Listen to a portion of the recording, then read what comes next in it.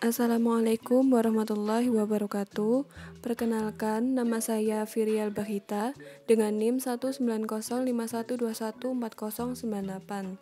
Saya berasal dari kelas Sistem Informasi 2019B. Di kesempatan kali ini, saya akan menjelaskan tentang standarisasi jaringan komputer. Sebelumnya, apa sih standarisasi jaringan? Standarisasi jaringan merupakan kunci dari sebuah protokol. Standarisasi ini merupakan sebuah aturan main atau protokol yang digunakan agar semua hal atau pekerjaan dapat berjalan dengan baik. Kegunaan dari standarisasi jaringan yang pertama ada harus dapat digunakan oleh banyak orang dan harus dapat berjalan dengan baik. Yang kedua, standarisasi ini merupakan sebuah aturan main atau protokol yang digunakan agar semua hal atau pekerjaan dapat berjalan dengan baik. Yang ketiga, standarisasi dapat memudahkan kita dalam melakukan pekerjaan. Selanjutnya ada contoh dari standarisasi jaringan sendiri, yaitu protokol OSI dan TCP/IP. Di sini saya akan menjelaskan tentang pengertian, persamaan, dan perbedaannya. Yang pertama ada OSI, yaitu Open System Interconnection, yang merupakan susunan atau kerangka jaringan yang diimplementasikan melalui protokol jaringan dalam 7 lapisan berbeda. Yang pertama ada physical layer, data link layer, network layer, transport layer, session layer, presentation layer, dan application layer. Berikut adalah pengertian dari setiap layernya. Yang pertama, physical layer yang berfungsi sebagai mendefinisikan media transmisi jaringan. Yang kedua, mendefinisikan metode persinyalan. Yang ketiga, sinkronisasi bit data.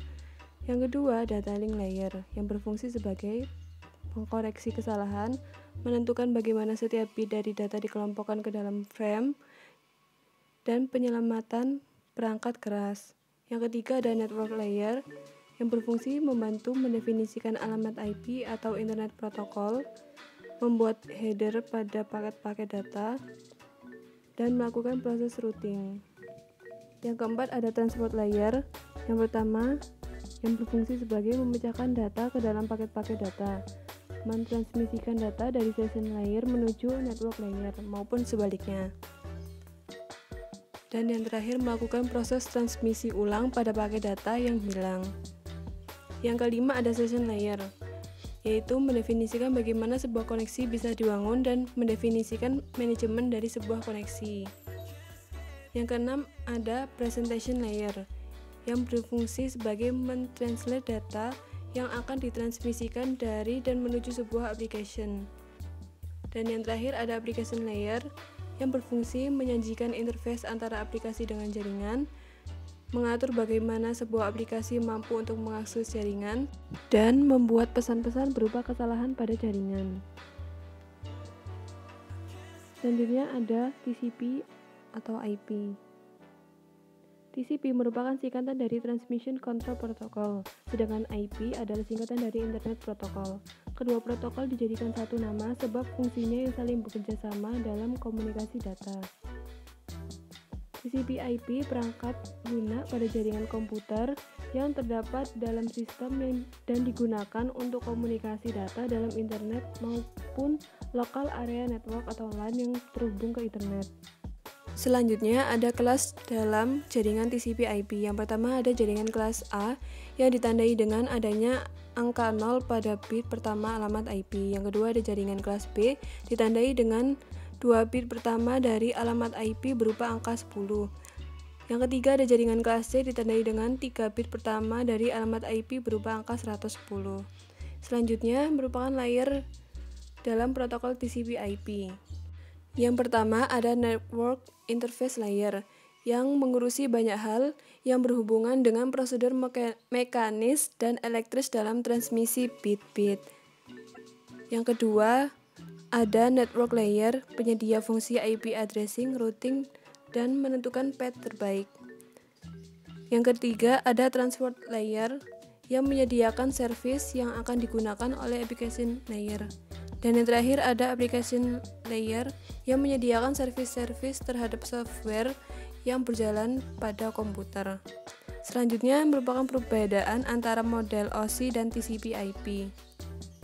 Yang pertama, OSI layer memiliki 7 buah layer, sedangkan TCP/IP hanya memiliki 4 layer. Yang kedua, OSI mengembangkan modelnya berdasarkan teori, sedangkan TCP mengembangkan modelnya setelah sudah diimplementasikan.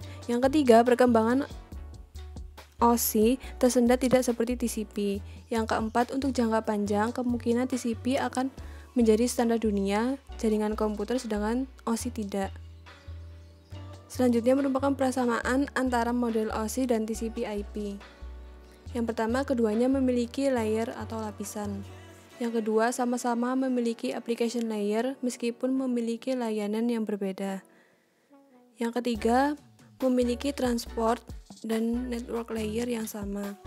Yang keempat, asumsi dasar keduanya adalah menggunakan teknologi packet switching. Yang kelima, dua-duanya punya transport dan network layer yang bisa diperbandingkan. Selanjutnya, merupakan perbedaan dan contoh aplikasi dari TCP, IP, dan UDP. UDP atau User Datagram Protocol merupakan salah satu protokol yang menjadi lapisan transport TCP/IP sehingga mendukung atau memungkinkan terjadinya komunikasi yang tidak andal tanpa adanya koneksi antar host jaringan yang menggunakan TCP/IP. Aplikasi maupun software dapat mengirimkan pesan kepada komputer lain di dalam jaringan lain tanpa perlu melakukan komunikasi awal. UDP menerapkan komunikasi secara sederhana dengan mekanisme yang minimalis. Terdapat proses checksum guna memproteksi integritas data. Selanjutnya, contoh aplikasi dari TCP/IP. Yang pertama ada Telnet, yang kedua ada FTP atau File Transfer Protocol, yang ketiga ada SMTP atau Simple Mail Transfer Protocol. Dari UDP sendiri contohnya yaitu DNS atau Domain Name System, yang kedua ada SNMP Simple Network Management Protocol, yang ketiga ada TFTP Trivial File Transfer Protocol, dan yang terakhir ada SUN RPC. Selanjutnya merupakan perbedaan antara TCP/IP dan UDP. Yang pertama, dari TCP/IP dapat diandalkan jika sambungan terputus ketika mengirim sebuah pesan, maka server akan meminta bagian yang hilang, jadi tidak akan terjadi data yang korup ketika mentransfer sebuah data.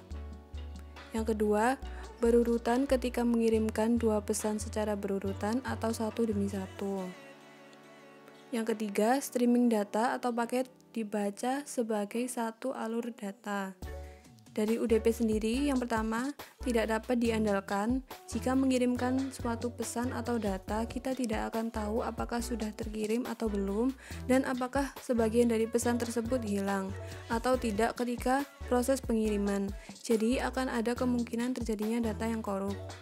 Yang kedua, tidak berurutan ketika mengirimkan dua pesan secara berurutan atau satu demi satu. Dan yang terakhir, datagram paket dikirim secara individu dan dijamin utuh ketika tiba. Sekian dari penjelasan kali ini. Terima kasih. Maaf jika ada kata-kata yang salah. Assalamualaikum warahmatullahi wabarakatuh.